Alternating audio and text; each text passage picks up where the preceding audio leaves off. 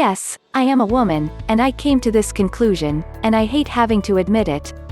I have always vouched for women and women rights, and equality movements, but I came to realize recently that maybe men as well need similar movements. Objectification has been mostly associated with women being sexually objectified by men.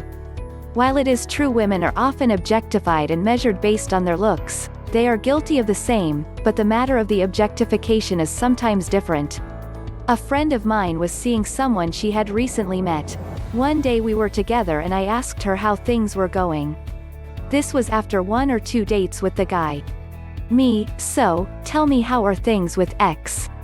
Her, well, I'm not sure. Maybe I will not see him again. I don't think I like him. Me, why, what's the turn off? Her, after meeting him face to face he is not that attractive. He is really heavy, and I don't like his style in general. Me, being the curious person I am, is it really that bad? Do you have a photo of him? I was expecting to see someone who is very heavy since my friend herself is full-figured and not in a healthy weight. She showed me a photo of the guy, and he looked very normal, average to good-looking, and maybe a little chubby. If I am to compare them I would say she is pretty much in the same range.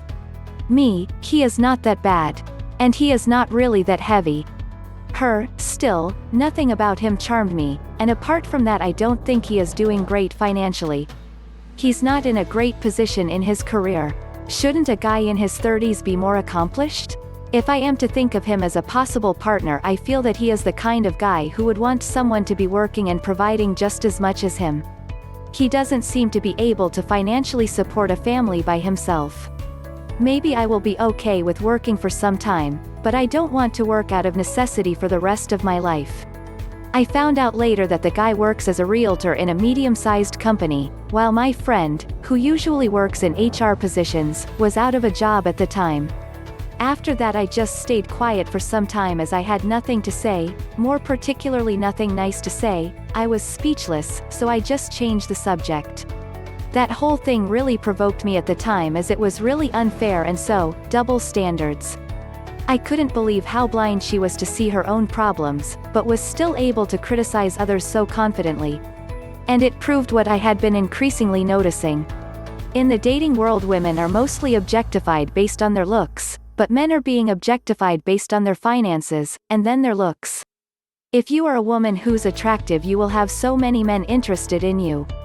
If you are rich, that's great, but it's mostly irrelevant.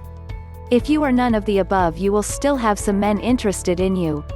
If you are a guy and you're attractive that's definitely a heart stopper. You will have many women interested in you, but if you are rich you will have a lot more women interested in you even if you don't have great looks. In fact, the richer you are the uglier you can afford to be. Now, if you are a guy who's not very attractive and not rich, well, that is just tough luck. You are going to struggle a lot to find a partner. I am sure that's not the case for all, but from what I have seen in the situations and relationships around me this is the case for many. This is very common in my culture, and it is hardly ever criticized, which is so wrong. In the same way we criticize and demand that all men should stop treating women as sex objects, we need to urge women to stop treating men as ATMs.